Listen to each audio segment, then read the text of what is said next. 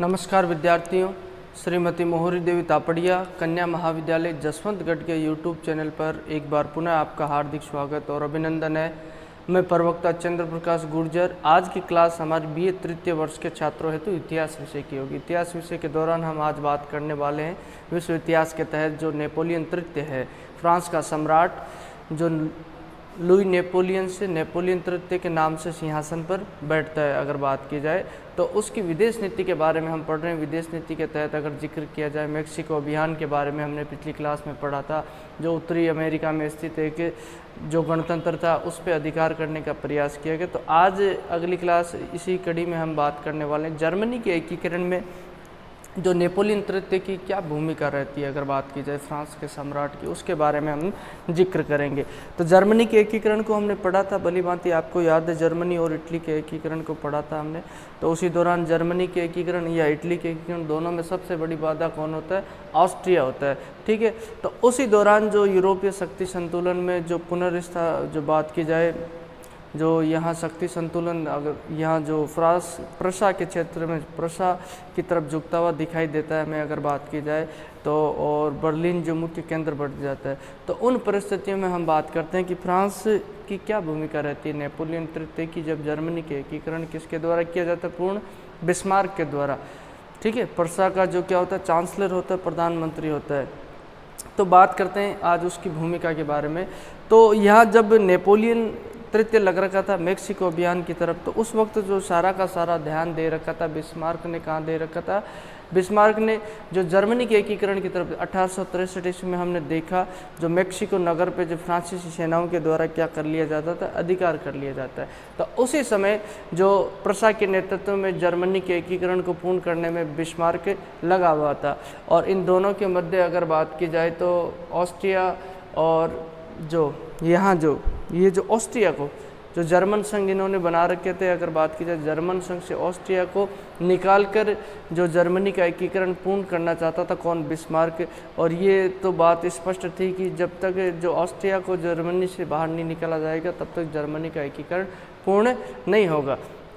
तो उन परिस्थितियों में 1863 ईस्वी की बात की जाए तो उसमें जो डेनमार्क देश है वहाँ के शासक की मृत्यु हो जाती है। और उसकी मृत्यु होने के पश्चात जो दो डचियों को लेकर जो व्यापारिक स्थान समुद्री क्षेत्र स्लेस्विग और हॉलस्टीन, ये हमने पढ़ा था, आपको पता होगा, जो जर्मनी के एकीकरण के फ्रेडरिक सप्तम वहाँ का शासक होता है जो डेनमार्क का। उसकी मृत्यु होने के पश्चात जो पहले हमने देखा कि इन डचियों पर अधिकार किसको सौंप दिया जाता है? डेनमार्क के शासक को सौंप दिया जाता है। लेकिन जब इसकी मृत्यु हो जाती है तब ऑस्ट्रिया और प्रशा के द्वारा जो बात की जाए दोनों के द्वारा इन डचियों पे जो अधिकार करने का प्रयास किया जाता है। और इसी बात को लेकर दोनों में क्या हो जाता है? विवाद हो जाता है। और ये विवाद अंततः सुलझ जाता है, एक बार के लिए क्या हो जाता है? विवाद सुलझ जाता है। और ये जो डचियों का विभाजन कर लिया जाता है दोनों के द्वारा, प्रशा और ऑस्ट्रिया के द्वारा जो डचियों पे अपना अपना अधिकार कर लिया जाता है। ठीक है, बातचीत से इस समस्या का समाधान हो जाता है। ठीक है, इसी दौरान अब ये जो बात है बिस्मार्क को पूर्णतः पता थी कि जब तक ऑस्ट्रिया से युद्ध नहीं होगा, ऑस्ट्रिया को युद्ध में पराजित करने के पश्चात ही जर्मनी का एकीकरण क्या होगा? पूर्ण होगा। और यहाँ जर्मन संघ से ऑस्ट्रिया को बहिष्कृत करना बहुत ज़रूरी है। तो इसके लिए जब फ्रांस के साथ समझौता, ये बिस्मार्क को यहाँ पे ये डर था कि जो बात की जाए ऑस्ट्रिया और फ्रांस के मध्य क्या हो सकता है? समझौता हो सकता है और दोनों की सेनाएं मिलकर जो जर्मनी को क्या प्रशा को पराजित कर सकती है। तो अपनी कूटनीति का परिचय देते हुए जो बिस्मार्क के द्वारा जो फ्रांस को ऑस्ट्रिया से दूर करने का प्रयास किया। और उसी दौरान जो नेपोलियन तृतीय के साथ उन्होंने जो क्या कर लिया? एक समझौता कर लिया कि अगर बात की जाए ऑस्ट्रिया की लड़ाई प्रशा की लड़ाई किसके साथ होती है? ऑस्ट्रिया के साथ होती है, यानी कि प्रशा का युद्ध ऑस्ट्रिया के साथ होगा। तो उस वक्त अगर नेपोलियन तृतीय फ्रांस का सम्राट क्या रहता है? तटस्थ रहता है। तो उसके बदले में जो अगर युद्ध जीतने के पश्चात ये कहता है कि जो प्रशा फ्रांस को जो राइन नदी का क्षेत्र है, उसके अलावा जो बेल्जियम प्रदेश है वो दे देगा। ये मौखिक आश्वासन दिया जाता है किसके द्वारा? जो बात की जाए तो बिस्मार्क के द्वारा, न्याय की ये लिखित में बात कही जाती है, मौखिक आश्वासन दिया जाता है। अगर हमारे बीच में बोले प्रशा और ऑस्ट्रिया के बीच में लड़ाई होती है, उस वक्त आप तटस्थ रहते हो तो आपको राइन नदी का क्षेत्र और उसके अलावा बेल्जियम का प्रदेश दे दिया जाएगा। ठीक है, तो अब जो इनके मध्य लड़ाई होती है तो ये बात इनके बीच हो जाती है, लेकिन अंततः हम देखेंगे बिस्मार्क के द्वारा जो ये इस बात से मुकर जाता है, सिर्फ ये मौखिक आश्वासन दिया जाता है। तो 16 जून को क्या होता है, प्रशा और ऑस्ट्रिया के बीच युद्ध की शुरुआत हो जाती है 1866। ये 7 सप्ताह तक चलने वाला युद्ध होता है जी, इसीलिए 7 सप्ताह का युद्ध भी इसे कहा जाता है। हमने जर्मनी के एकीकरण के दौरान भली भांति पढ़ा था। तो अंतिम जो सेडोवा क्षेत्र में जो इनके बीच में क्या होती है, जो लड़ाई होती है, ठीक है, वह निर्णायक लड़ाई होती है और उसमें जो ऑस्ट्रिया को पराजित कर दिया जाता है, किसके द्वारा, प्रशा के द्वारा जो ऑस्ट्रिया को पराजित कर दिया जाता है। और फिर इन दोनों देशों के मध्य कौन सी प्राग की संधि होती है, किसके मध्य होती है प्राग की संधि, बात की जाए तो प्राग की संधि होगी तुम्हारे प्रशा और ऑस्ट्रिया के मध्य, किसके मध्य, प्रशा और ऑस्ट्रिया के मध्य होगी, ये प्राग की संधि होती है। इसके पश्चात जो दोनों में क्या हो जाता है, युद्ध विराम हो जाता है। अब बात आई किसकी, नेपोलियन तृतीय की। नेपोलियन तृतीय ने कहा, बोले ठीक है, आपने कहा था कि अगर आप युद्ध में तटस्थ रहोगे तो आपको राइन नदी का क्षेत्र दे दिया जाएगा और उसके अलावा जो बेल्जियम का प्रदेश दे दिया, लेकिन यहाँ जो बिस्मार्क है जो इस बात से मुकर जाता है। बिस्मार्क के द्वारा तो सिर्फ मौखिक आश्वासन दिया गया था, बिस्मार्क के द्वारा जो वो क्षेत्र देने से क्या कर दिया जाता है, मना कर दिया। जर्मनी का एकीकरण होता है, हमने देखा था। एक तो जो ऑस्ट्रिया को पराजित करने के पश्चात उत्तरी जर्मनी का संघ, इन राज्यों का संघ बना दिया जाता है, किसके द्वारा, बिस्मार्क के द्वारा। और दक्षिणी जर्मनी है, उन राज्यों का संघ बनाने के लिए इसको क्या करना पड़ता है, बिस्मार्क को, जो फ्रांस, यहाँ फ्रांस की सीमा लगती है तो फ्रांस को क्या करना जाता है, पराजित करना पड़ता है, ठीक है। उन परिस्थितियों में जब ये क्षेत्र नहीं मिल पाता है तो इससे क्या होती है, अगर बात की जाए जो कूटनीतिक क्षेत्र में इसकी पराजय होती, किसकी, नेपोलियन तृतीय की। बिस्मार्क की क्या हो जाती है, इसमें विजय हो जाती है, इससे फ्रांस की प्रतिष्ठा और नेपोलियन तृतीय की प्रतिष्ठा को भी धक्का लगता है। उसी दौरान एक विवाद और हो जाता है, ठीक है, ये हॉलैंड है, हॉलैंड से नेपोलियन के द्वारा क्या, लग्जमबर्ग है, ये डच्ची खरीदने का समझौता किया जाता है, लेकिन इस बात पे कड़ी आपत्ति दर्ज करवा दी जाती है और इस समझौते को रद्द करवा दिया जाता है, किसके द्वारा, बिस्मार्क के द्वारा। और इसे असफल बना दिया जाता है क्योंकि हॉलैंड के शासक से और नेपोलियन तृतीय की जो बात हो चुकी थी, इनके मध्य जो समझौता हो चुका था ये लग्जमबर्ग क्षेत्र खरीदने के लिए, लेकिन जो बिस्मार्क के द्वारा कड़ी आपत्ति दर्ज करवाते हुए इसको क्या करवा दिया जाता है, समझौते को रद्द करवा दिया जाता है, जिससे क्या होता है, यहाँ नेपोलियन तृतीय की पुनः किरकिरी होती है।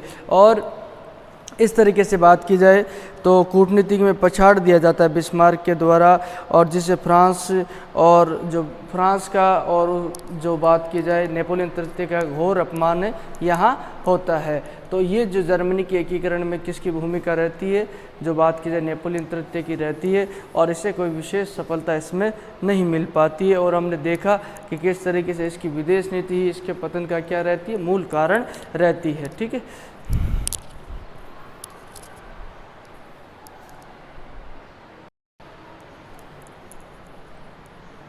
तो विद्यार्थियों, आज की क्लास में बात की जाए तो जर्मनी के एकीकरण में नेपोलियन तृतीय की भूमिका के बारे में बात की, जो फ्रांस का सम्राट होता है। और जर्मनी का एकीकरण किसके नेतृत्व में पूर्ण होता है, बिस्मार्क की रक्त और लोहे की नीति के आधार पर ही होता है। अगर बात की जाए भारत में भी रक्त और लोहे की नीति किसके द्वारा अपनाई गई थी, बलबन के द्वारा। तो फ्रांस जो ये जर्मनी का एकीकरण जो प्रशा का जो चांसलर होता है बिस्मार्क, उसके नेतृत्व में होता है। और इसी दौरान यहाँ कूटनीतिक रूप से जो बात की जाए तो नेपोलियन तृतीय को जो प्रशा का जो चांसलर होता है बिस्मार्क, उसके द्वारा पछाड़ दिया जाता है और उस क्षेत्र में जर्मन संघ में जो ऑस्ट्रिया का हस्तक्षेप होता है उसे निकाला जाता है, किसके द्वारा, बिस्मार्क के द्वारा। और ऑस्ट्रिया और इनके बीच में, फ्रांस के बीच में किसी तरह का गठबंधन नहीं होने का प्रयास किया जाता है, किसके द्वारा, बिस्मार्क के द्वारा। और बिस्मार्क उसमें क्या होता है, सफल भी हो जाता है। अगर बात की जाए तो जैसे कि हमने देखा कि ऑस्ट्रिया को बाहर निकाल दिया जाता है, किसी ऑस्ट्रिया से युद्ध के दौरान, ठीक है। अब 1863 ईस्वी में जो डेनमार्क की घटना हुई थी, वह शासक बनने के पश्चात जो इनमें विवाद उत्पन्न हुआ था, किसके मध्य, ऑस्ट्रिया और प्रशा के मध्य।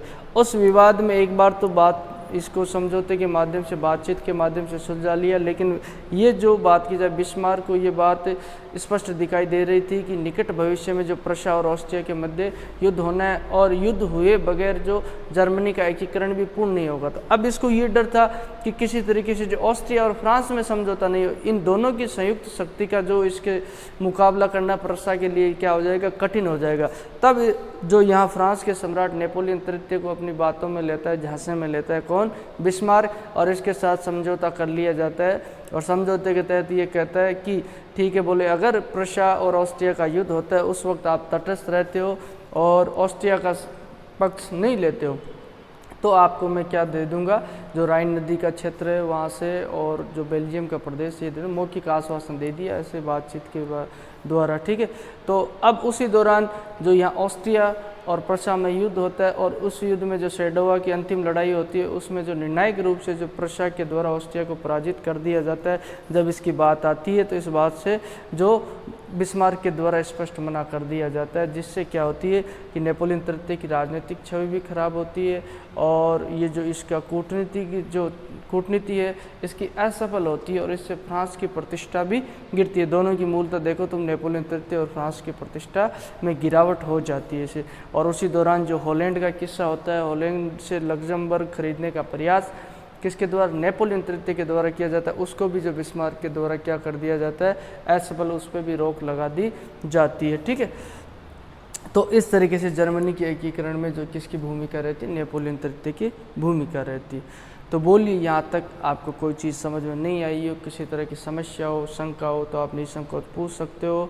आपके पास जो शैक्षणिक व्हाट्सएप ग्रुप प्लेटफॉर्म अवेलेबल है उसके माध्यम से आप अपनी बात मुझ तक पहुँचा सकते हो। और भी किसी तरह की जो अध्ययन अध्यापन से संबंधित आपकी राय या सुझाव वो भी आमंत्रित है। इसके अलावा जो इतिहास विषय से संबंधित आपकी कोई भी जिज्ञासा, उत्सुकता हो, उसके बारे में भी आप पूछ सकते हो।